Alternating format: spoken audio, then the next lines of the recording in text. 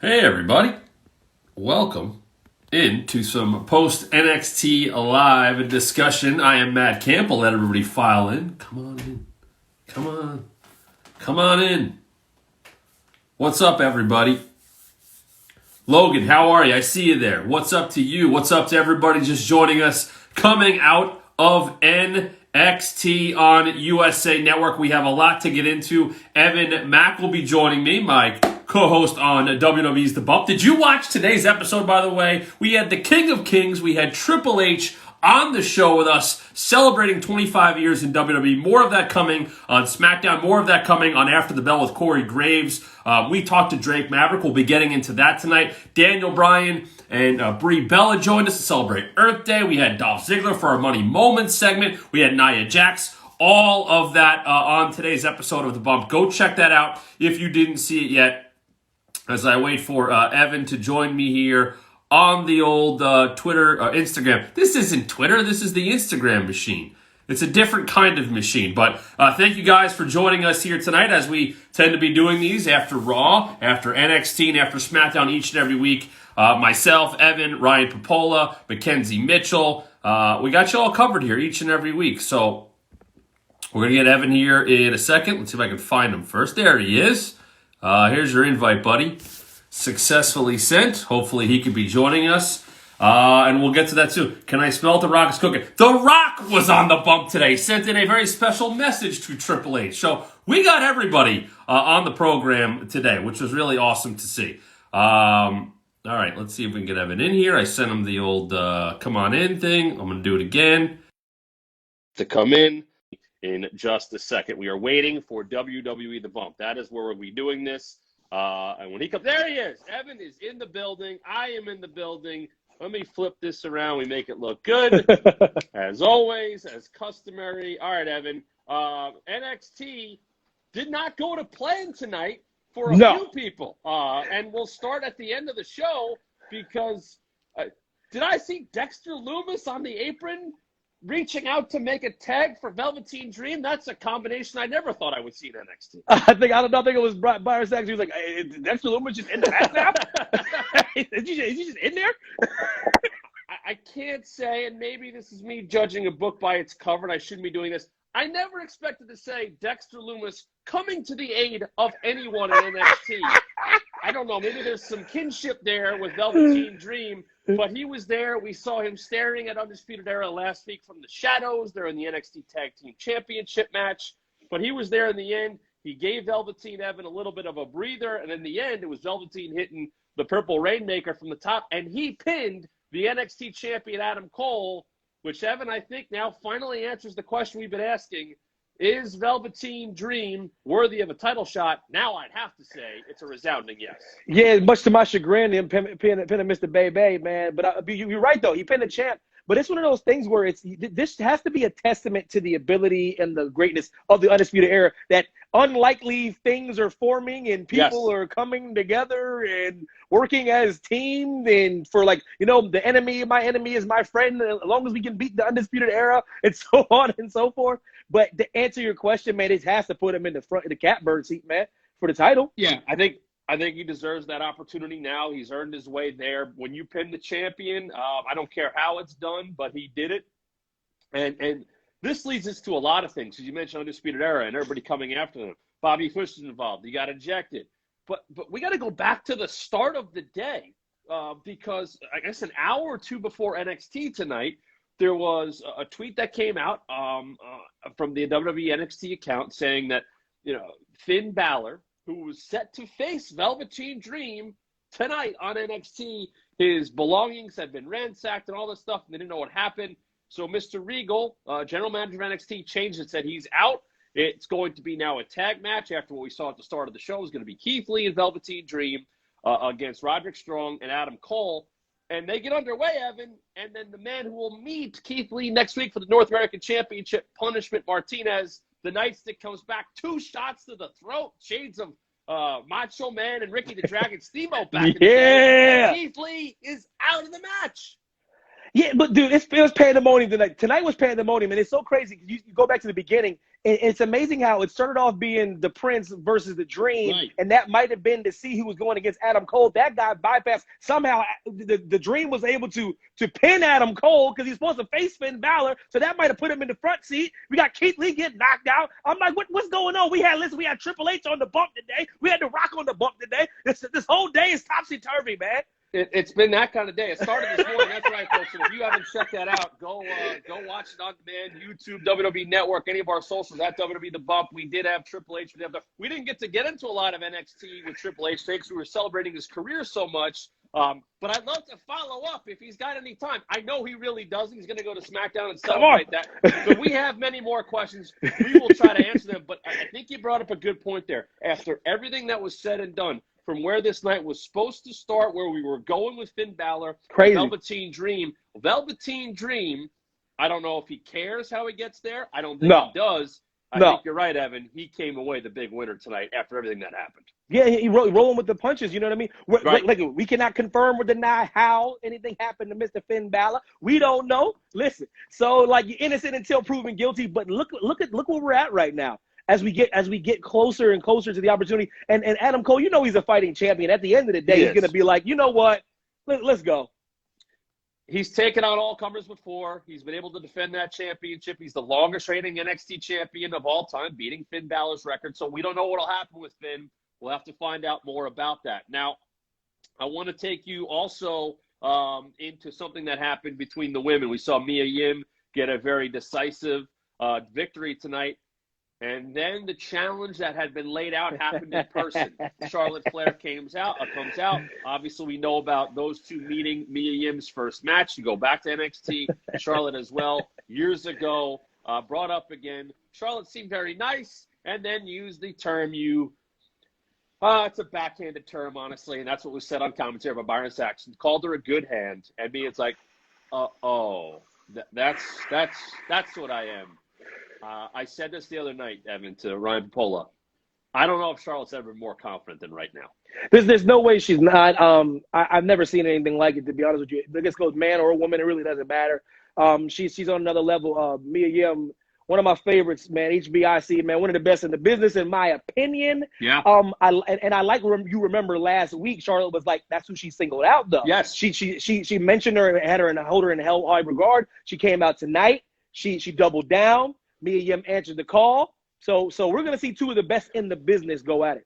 We saw a little bit on Io Shirai, too, who obviously is the #1 contender to Charlotte Flair's NXT Women's Championship. By the way, not a title match next week between Mia Yim and Charlotte, but who knows? As we just saw, Evan, if Velveteen Dream beats Adam Cole, you think he gets an opportunity. Evan, you'd have to think if Mia Yim is able to defeat the Queen next week, she's got every right to maybe the next chance at the NXT Women's Championship. It's basic math, man. You're doing mathematics right now. Velveteen Dream plus Adam carry the two equals title matches. You did math. I don't know where this is going to go, but I thought it might happen. We had Johnny Gargano at home. A different Johnny. But a Johnny, we let's say this, Evan. We you know what I mean? Seen this as of late. Yeah. We saw a very different Candice LeRae. What? I was like, listen, wait a minute, hold on. I don't know if it was her rubbing off on her husband or her husband rubbing off on her. It really doesn't matter. I just remember them saying they're going to be the first married couple to be side by side with the titles. I was like, Matt Camp. In NXT, that's the case. We did talk to somebody earlier today who has done that before, and Triple H is stepping McMahon. Man, little chip chat. I'm just saying. Talk to the creator before you start throwing those kind of things out. I know he's talking NXT. He is. Not a bad two role models to follow, of course, if that's the footsteps that they would like to follow in.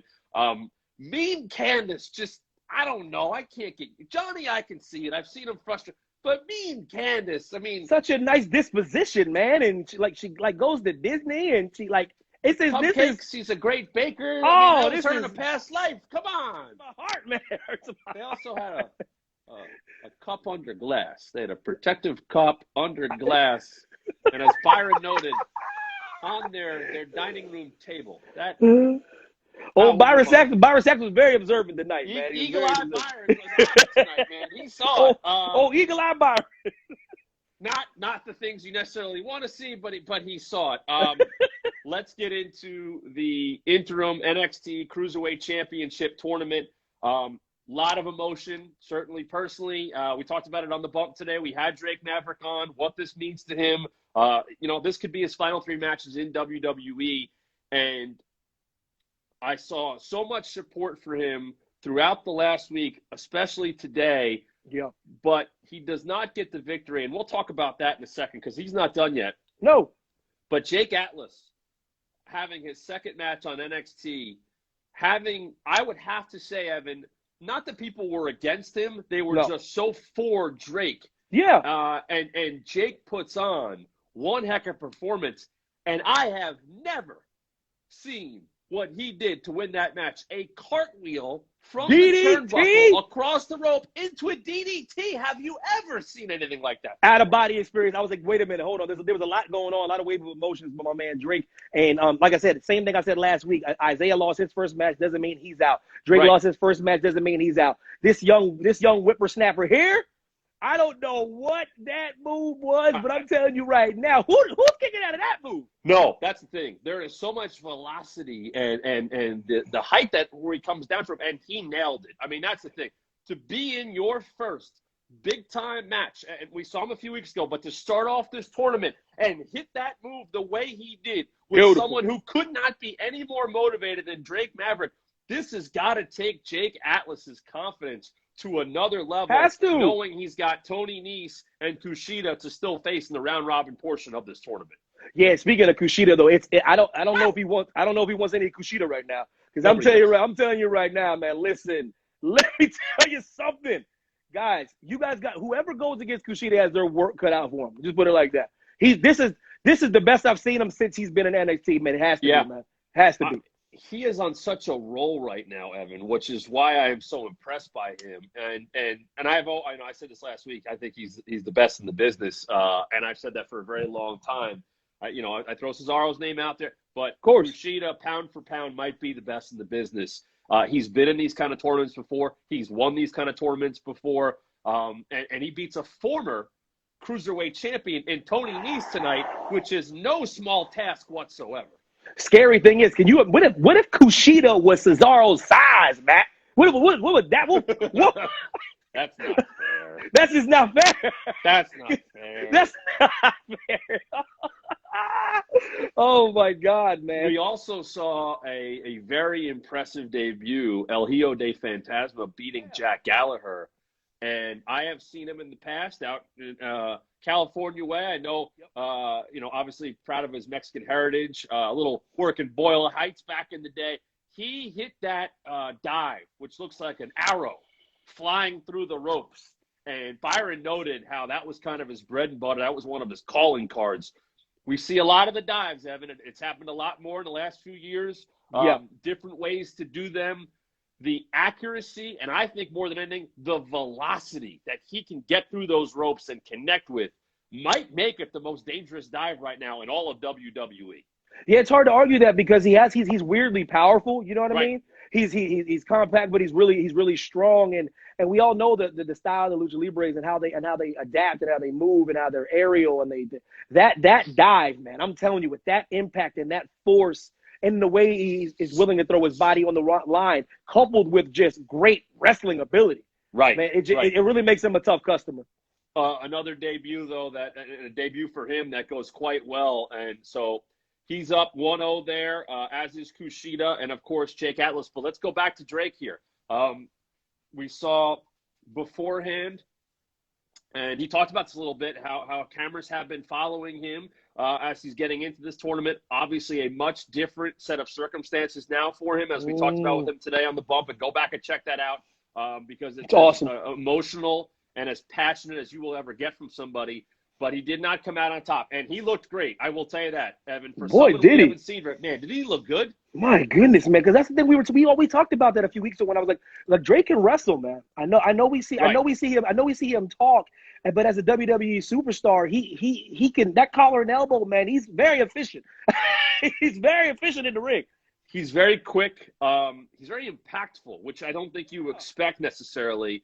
But he did not get the victory. Now, he's not done yet. He still has to face Tony Nese and Kushida. I don't know when those are happening or what order it's going to be. Two very tall tasks in front of him. But our own Mackenzie Mitchell caught up with him. And I was surprised, part of me, only because I know him, a little disappointed that he was kind of doubting himself when Mackenzie was talking to him. Yeah, and it was tough because it was tough for Mackenzie. I could tell because she didn't know how to approach it just yet, and but she was trying to do her job, and Drake was just in a different place, and it was like I said, man, it was tough for me to watch, man, especially watching earlier today on the bump, man, and just watching one of the good guys of the business, one of the most honest people in the business, take a loss as hard as he did, man. So it was tough, man. Still a lot left there. Only one match. Each member of their groups will have 3 matches there. So we saw now everybody in both groups have a match. Obviously, we saw last week. We saw this week. So you have Kushida and Jake Atlas on top of their group on the A side. And you have Phantasma and Tozawa on top of their groups on the B side. Long way to go. A lot of motivation. And, of course, at the end of all this, eventually, you have Jordan Devlin waiting for you. He is the NXT Cruiserweight Champion, just unable to defend that, which is why we are trying to come out with a new interim Cruiserweight Champion. So there's a long way to go here to cover all this, but it's cool, Evan, because I've noticed a kick of motivation for all 8 of these men for varying reasons, but with a championship at the end of this rainbow, if you will, a lot more motivation for all 8 guys. Yeah, they're all fighting for different reasons, and they're all doing this tournament for different reasons. Right. But I cannot stress enough: the Irish Ace is the cruiserweight champion. I'm just gonna keep saying that each week so people understand that after you win this tournament, you still probably have to deal with the Irish Ace. And I'm telling you, he got a chip on his shoulder. He's all in his feelings, man. He ain't happy. He ain't happy, man. No. He is not happy that any of this is happening. I don't know what he's going to acknowledge coming out of this tournament, but the bottom line is he's there, but you got 8 men vying for the interim Cruiserweight Championship title. That will continue, obviously, in future weeks on NXT. What also will continue in future weeks on NXT is the new partnership, temporary partnership. I don't know what you want to call it. But Matt Riddle last week found out that Timothy Thatcher would be replacing Pete Dunne for the time being. Just for a little bit. Who knows how long it will be. But the bottom line is that last week they were successful in defending the NXT Tag Team Championships against the Undisputed Era. I did note, and it happened again this week, Timothy Thatcher, after NXT was over last week, and then we saw them tonight. These are not my championships. This is yours. And Riddle held it. Yeah. And then Riddle held it again tonight. So I appreciate Timothy Thatcher respecting the lineage and the fact that while he is helping defend those championships, he was not the one that won those championships. That was Pete Dunne and Matt Riddle. Yeah, and what's really great, I don't know, dare I say he was a little bit looser this evening? Was he a tiny bit looser? You know what I mean? And I like that Riddle says he has a little something for him next week, and he doesn't know what it is. He didn't completely reject the notion. So it's really, I feel like this. I really like this, but I have a question, man. Do you think, will it ever get to a point where he's like, okay, hold on, I've been defending these titles. It's been a little bit longer than we thought it was going to be. I've been hanging on to these a little bit just as long as you guys been hanging on. Like, does he have a rightful claim? Do you think that do you see that happening down the road, perhaps? Oh, yeah, I do. But you know what? And if this goes for a little while and there are multiple successful championship defenses, especially if Tim Thatcher is earning some of those victories, he's getting the submission, he's locking it on, as he said. And, why wouldn't you say, like, hey, I've helped you defend these championships? What if he runs that number higher up than what Pete Dunne and Matt Riddle did? I'm not trying to drive a wedge, trust me, because I'm telling you right now, I don't want no problems with Pete Dunne. I don't want no problems. That dude, listen, boy, I'm telling you, he's the real deal. I'm telling you, I want no problems. But I'm just throwing it out there. What if he does start racking up some dubs and be like, wait a minute now, you know what I mean? Yeah, I don't think there is a a free bird rule here in effect? I'm not aware I don't of think this. so. I think it's a temporary rule as it is. This is not the Undisputed Era who has defended this like that. We've seen other teams do it as well. New Day, of course, does it. Can do it now, obviously, after Big E won them last week. Congrats to the New Day. Another tag team championship reign on their historic Hall of Fame resume. Number Yes, 8. Number 8, there. baby. And then Big E getting the workout and continuing with that. But more on that on Friday. I can see it. But for now, Timothy Thatcher, who, by the way, I don't know if you know, Evan, no social media whatsoever. He might be using a flip phone. I think of Andrew Luck when I think of him, as in top Kawhi Leonard.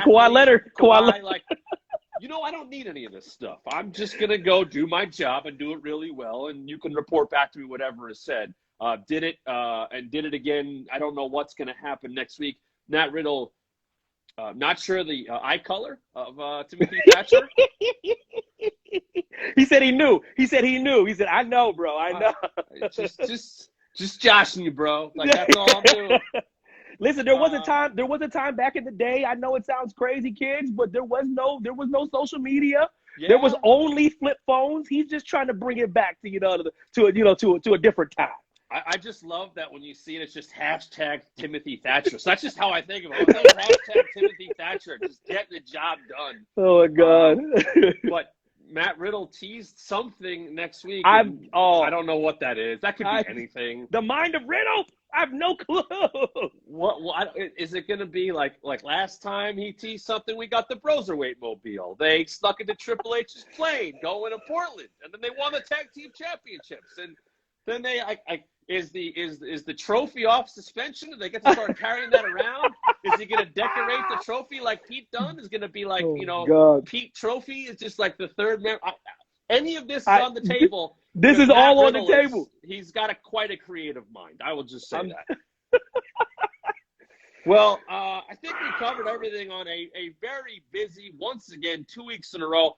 Did see more of the mysterious man of those videos who attacked Ciampa last week. Yeah. Heard the TikTok, heard the female voice I think I heard there as well. Saw that patent leather boot heel last week. The old patent leather boot. Just stay away from those. Just it's a good rule. If you see one of those and you don't know it's coming, just get the heck away from it. So all that's coming, but we got next week, Mia Yim, Charlotte Flair, non-title match. Goodness. But man, that's 4 or 5 years in the making. I don't know right now. I will have, I hope, some kind of update on tomorrow's NXT injury report. But Keith Lee took the nightstick to the throat a couple times, got taken out of that match. He is currently scheduled to face Archer of Infamy. He is Damian Priest. Damian Priest. Goodness gracious. They are supposed to face off next week for the NXT North American Championship. Now, if he took him out, I don't know if this match is still going to happen. I don't know what's going to go on there. But the bottom line is that is scheduled for next week. Keith Lee against Damian Priest, and a few months in the making. So that's what's on the schedule for next week. Wow. If he is weakened, Evan, I'd have to think Keith Lee's in some trouble. Yeah, but you know he's a fighting champion. You and I both know that he will show up unless you tell me you do an injury report. Unless he's not medically cleared, you know what I mean? Then I don't know. Stay tuned tomorrow. I don't know if I will have an update. I will do my best. I will get the information that I get, and stay tuned for the injury report tomorrow. We'll hopefully have something on that, and hopefully we'll find out more about the next matches coming up on both the A group and the B group of the NXT Interim Cruiserweight Championship Tournament tomorrow. This is appointment viewing, if there ever was one on Instagram. Oh, truth. The Braxton Beat. You should be watching it. I'm telling you. I said it on Twitter today. This is my WrestleMania. This is my personal. I know we just had it. This is too big for 2 nights of WrestleMania in my mind. Kayla Braxton tomorrow on Zelina Vega and Zelina Vega. What happening? What did I? This is like Christmas cover. What do I do to deserve this, man? This is like fight. This is like Fight Forever. Just tune in. Just tune in. If you've ever seen these two interact in the past on Watch Along, I don't understand. Wherever. Yes. In catering down the hall. I don't even wherever. I can't wait. I am so excited. as Zelina tweeted and put out, choose your fighter. That's all she said. She said, choose your fighter. I will note they're going to be in two different places, which is good for God. for them, but for us, yes. So watch that, tune into that. Also Friday, it'll be Ryan Papone and Mackenzie Mitchell right after SmackDown doing more of this. And next week on The Bump, Rey Mysterio will be on the show. More guests to be announced. So Rey Mysterio will be joining us. If you didn't catch today's episode of The Bump, Triple H joining us. We talked to him right at the start of the show, getting into a lot of different points of his career. Yes. We talked about Triple H and Alex Wright at Starrcade. Shout out to Alex Wright, baby. 1994. Yeah. Yeah, I did. I had to. Thank you. You know how bad I wanted to ask Triple H to do that today. But him telling us that was the reason he ended up in WWE.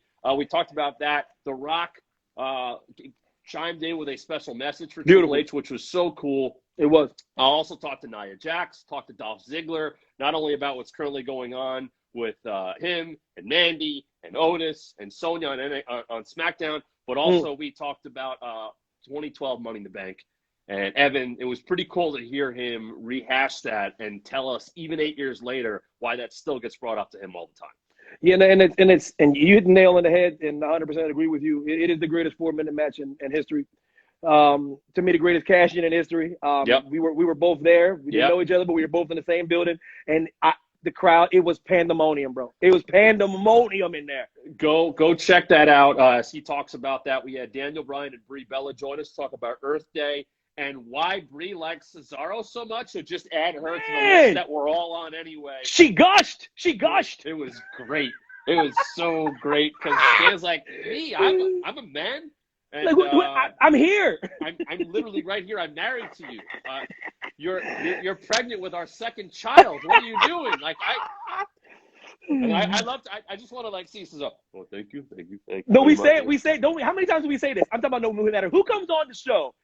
Cesaro's it's on the tip of their tongue, man. It's why there was Cesaro Appreciation Day last week on the New Day Pod. Feel the power. Come on, man. Go listen to that as well. Everyone says it. Becky Lynch said it on the Braxton Beat. We say it all the time. Add Brie Bella to the list. Daniel Bryan, by the way, agrees with that as well. We also talked to Drake Maverick today as he detailed what is coming up for him and everything that this tournament means to him. So go check all that out. It was all great stuff. It was so fun today. Also subscribe to the Bump Podcast if you haven't done so yet. Drops Wednesday afternoons. You can listen to everything that we do. So there you go. That's what we got for you. Hopefully you enjoyed NXT tonight. We'll be back on the Bump next week. Go back and check out 31 episodes. 31, baby. YouTube, WWE Network. Follow Evan's on the account right now. WWE The Bump on Twitter, on Facebook, on Instagram. That'll do it. Evan, always a pleasure, man. Pleasure's all mine, brother. Nice talking to you, brother. We'll see you guys. Have a good night.